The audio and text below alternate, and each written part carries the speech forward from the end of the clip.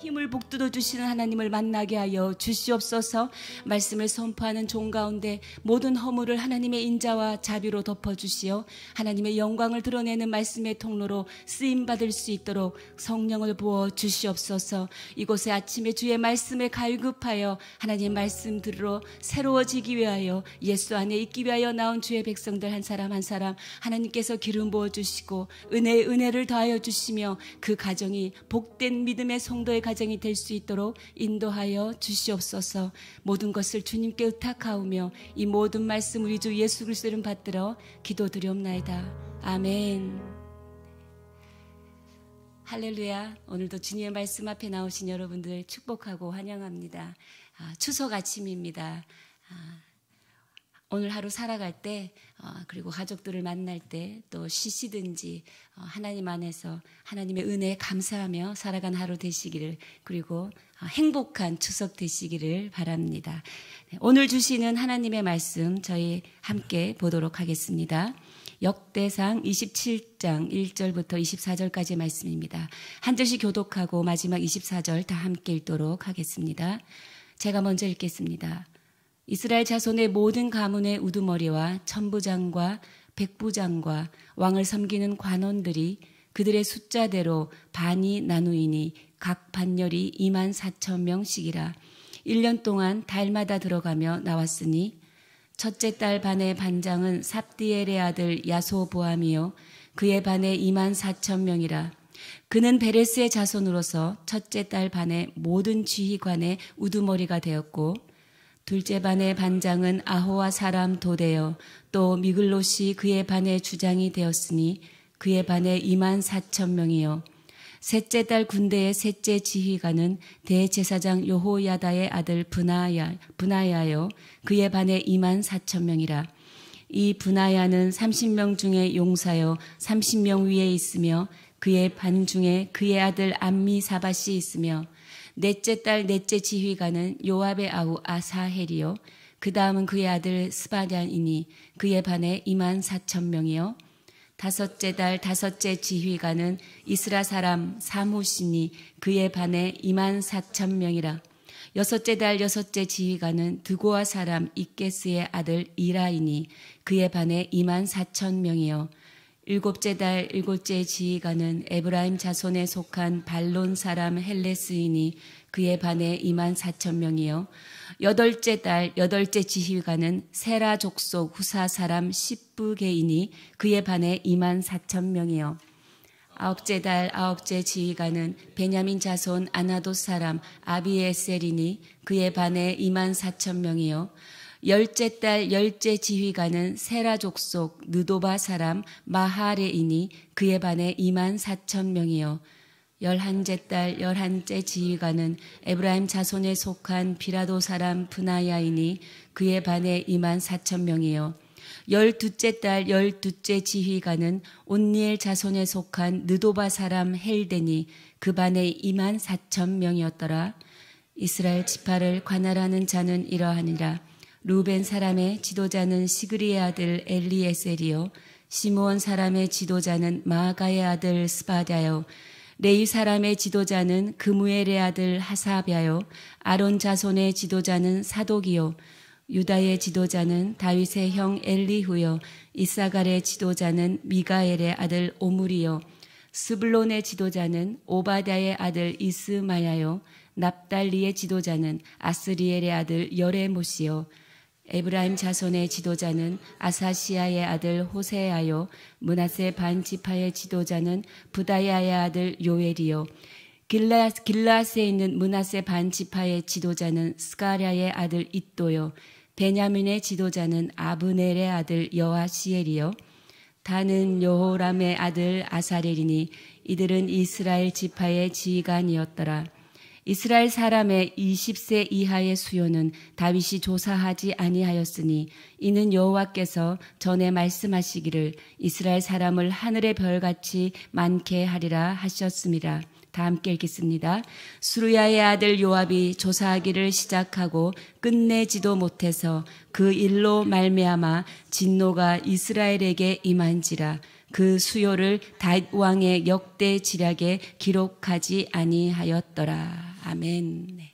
오늘 본문은 24절에 이르기까지 긴 본문입니다. 사람들의 이름도 굉장히 많이 나오죠.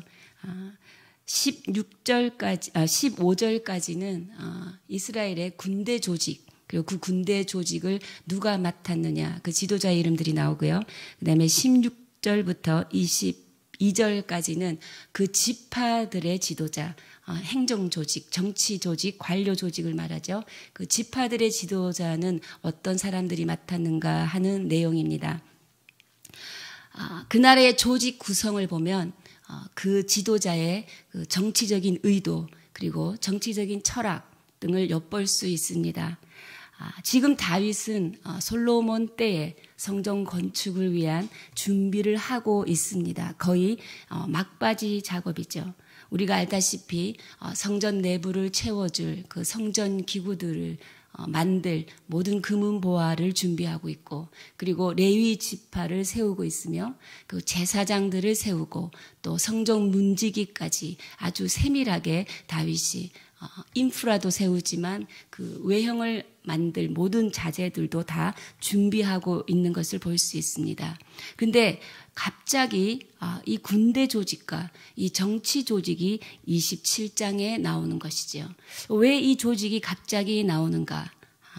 우리가 오늘 본문에서는 다윗이 이 군대 조직을 어떻게 관리하고 또 어떻게 조직해 나가느냐를 통해서 다윗의 마음의 중심에는 무엇이 있는가를 알아가 보도록 하겠습니다. 우리 다 함께 1절을 다시 한번 읽겠습니다. 시작. 이스라엘 자손의 모든 가문의 우두머리와 천부장과 백부장과 왕을 섬기는 관원들이 그들의 숫자대로 반이 나누이니 각 반열이 24,000명씩이라 1년 동안 달마다 들어갔으며 나왔으니. 1절이 오늘 말씀의 핵심이 들어가 있습니다. 그래서 제가 1절을 다 함께 읽어보았는데요. 다윗의 선택은 이거였습니다. 관료 조직은 모든 가문의 우두머리, 천부장, 백부장, 왕을 섬기는 관원, 이렇게 지금 조직을 하였고요. 그 다음에 군대 조직은 이렇습니다.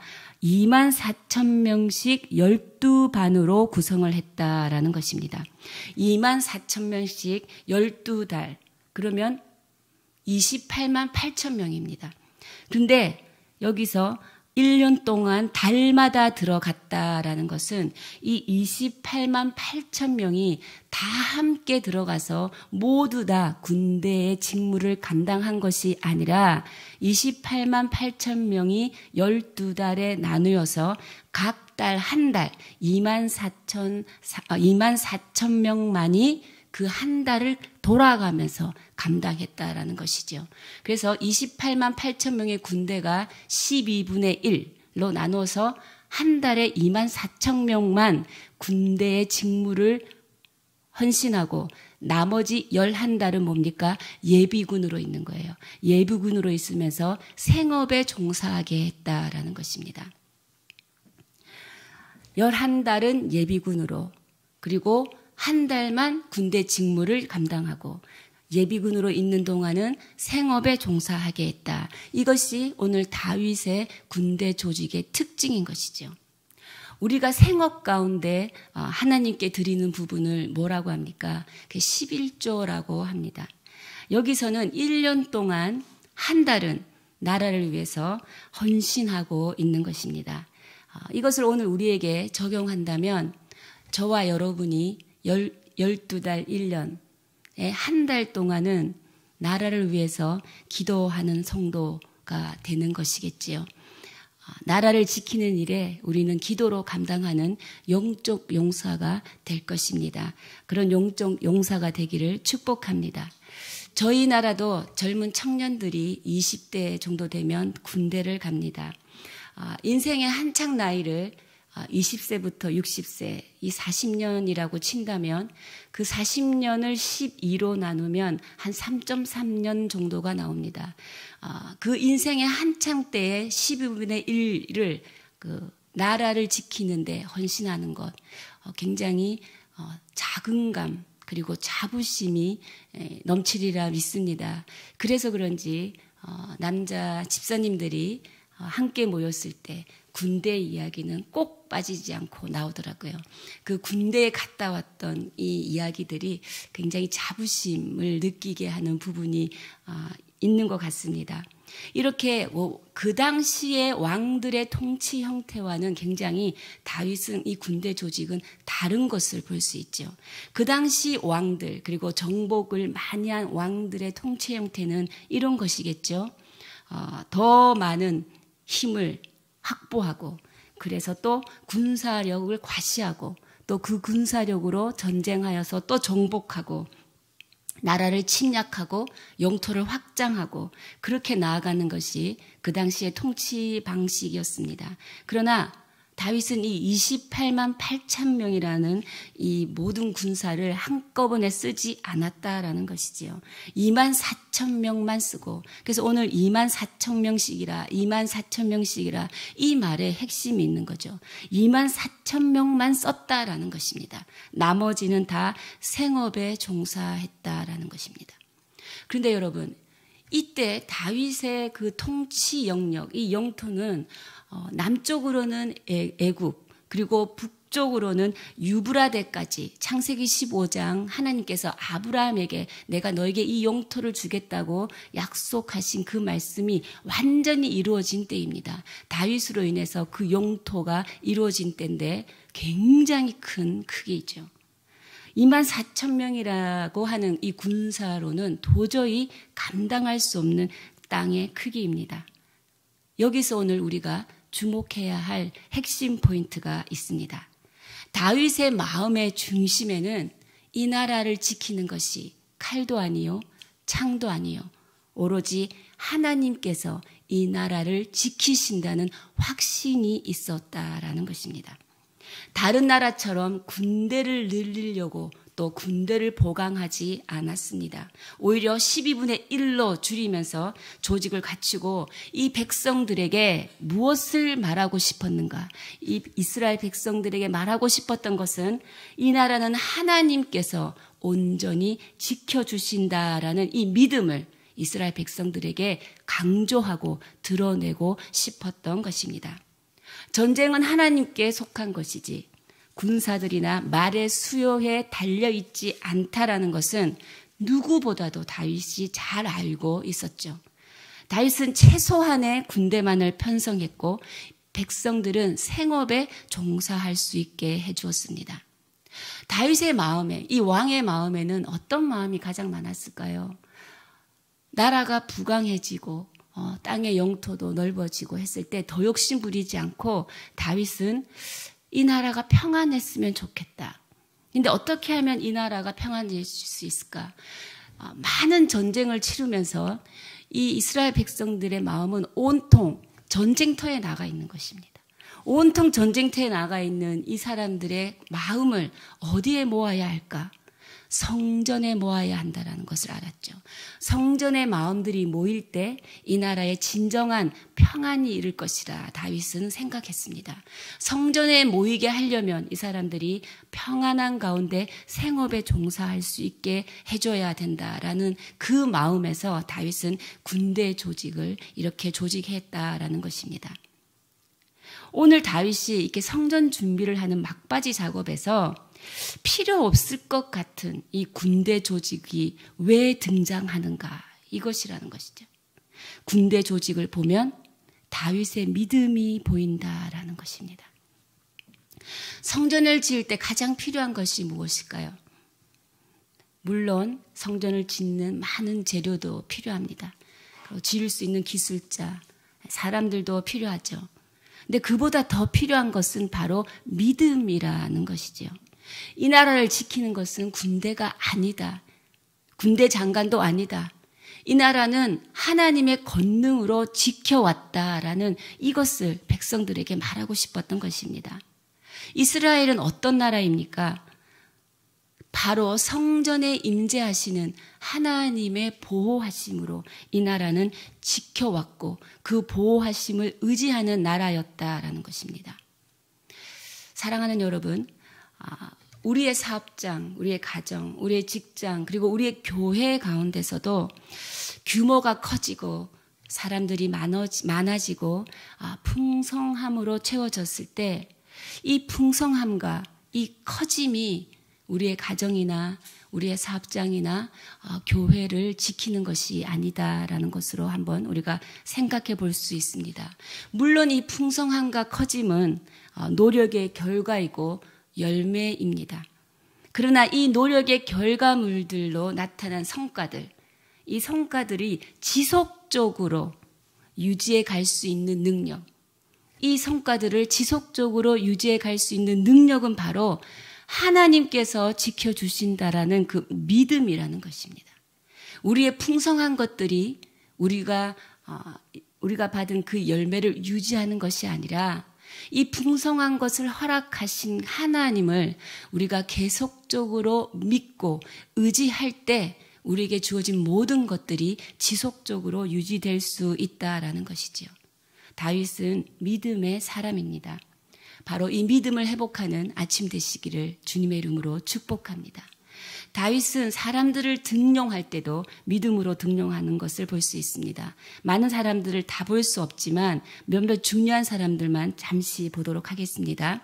다윗이 지키려는 나라를 위해서 헌신한 사람들이 있었다라는 것이지요. 아무래도 첫 번째 지휘대장 되는 사람은 중요한 사람이겠죠. 첫째 딸 지키는 사람인데요. 우리 삽디엘의 아들 야소보암이라는 사람입니다. 이 야소보암은 누구인가? 사무엘하 23장 그리고 역대상 11장에 보면 이 내용들이 나와 있습니다. 다윗의 3대 용사 중에 하나죠. 다윗의 3대 용사는 이 야소보암 그리고 도대의 아들 엘르아살 그리고 삼마 이렇게 다윗의 3대 용사입니다. 이 다윗의 3대 용사는 다윗이 어디에 있든지 함께 해온 사람들이죠. 특히 다윗이 어려움에 처해 있을 때 목숨을 걸고 다윗이 내가 내 고향 베들레헴의 샘물이 먹고 싶다 할 때 적진을 향하여 그 목숨을 아끼지 않고 뛰어들어갔던 동력자들, 충신들입니다. 이렇게 하나님을 믿는 믿음의 사람들에게는 하나님께서 충성된 동력자들을 함께 붙여주신다라는 것이지요. 왜? 믿음의 사람들에게는 비전이 있기 때문입니다. 그래서 비저너리 옆에는 미셔너리들을 그 일을 감당해낼 수 있는 미셔너리들을 하나님께서 보내주신다라는 것이지요. 이들 역시 전쟁뿐만 아니라 성전을 건축하는 일도 함께하고 있었습니다. 여러분에게도 이런 동력자가 있기를 축복합니다. 예수님에게도 3대 제자가 있었죠. 누구입니까? 베드로와 야고보와 요한입니다. 우리가 함께 동력하며 하나님의 나라를 세워나가는 것입니다. 독불 장군이 없다라고 말하죠. 이 독불 장군은 장군이 혼자 장군이 아니라는 것이죠. 쫄병 없는 장군은 없다라는 것입니다. 자기가 혼자 장군이면 뭐합니까? 따르는 사람이 없으면 장군이 아닌 것이지요. 혼자 할 수 없다라는 것입니다. 다윗은 이렇게 뒤에 따르는 사람이 있다라는 것이지요. 그리고 브나야 여러분 5절에 나오죠.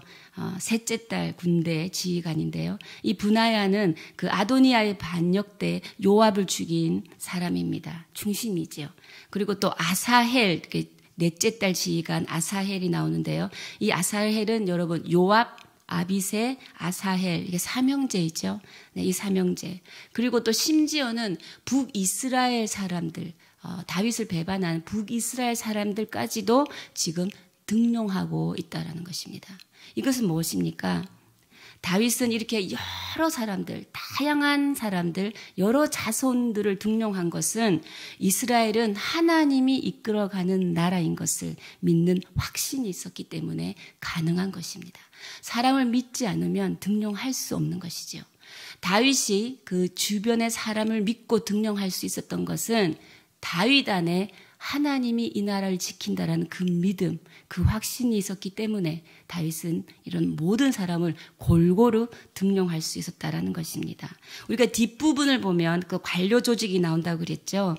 모든 가문에 그 우두머리를 세웠고 그 우두머리 옆 밑에 천부장이 있고 그 천부장 밑에 백부장 그리고 왕을 섬기는 관원들을 두었다라고 나오고 있습니다.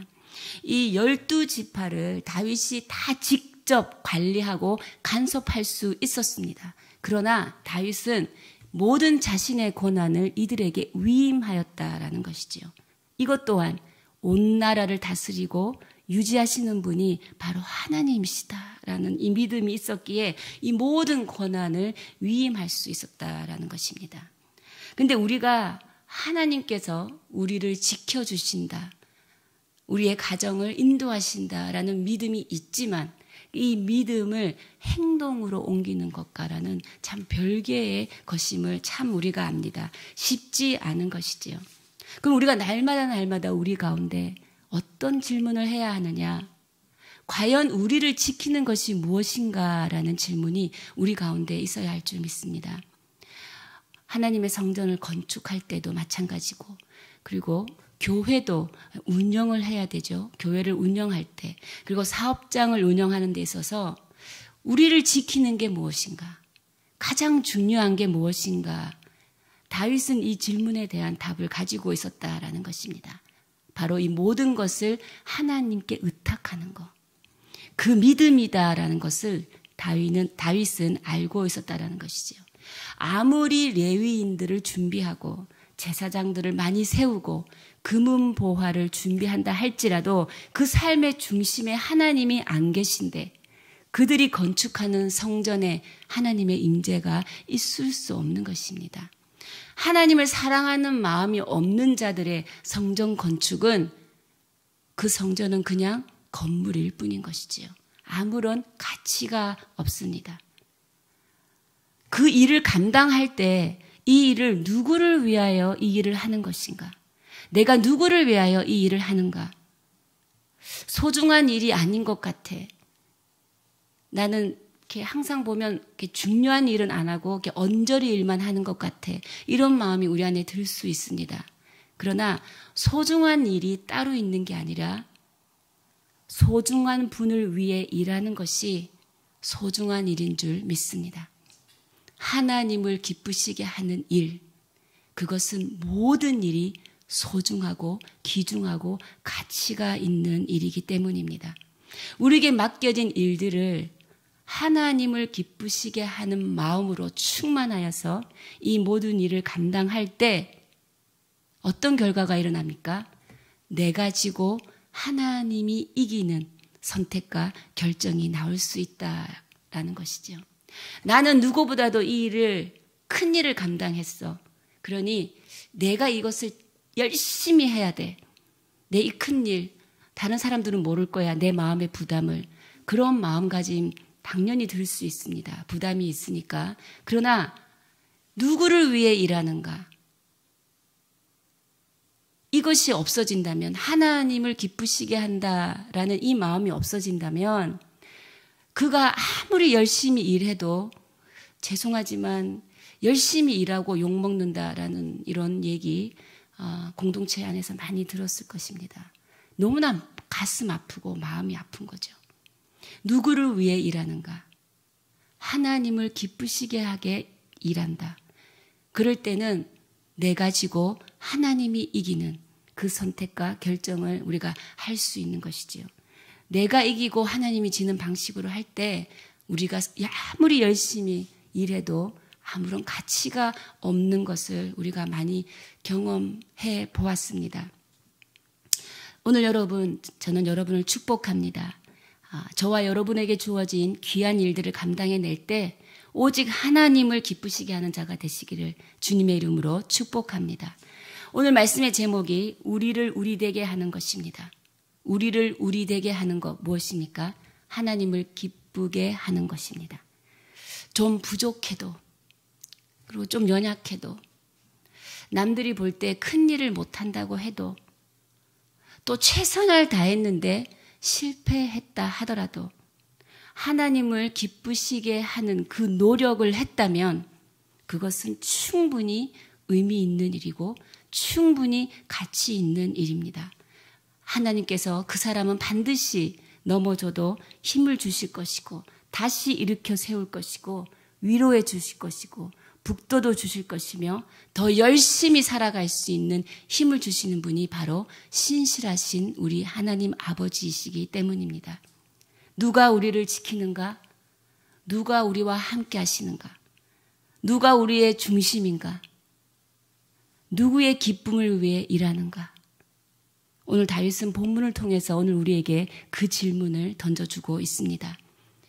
우리를 우리되게 하는 것은 바로 하나님을 기쁘시게 하기 위한 것들입니다.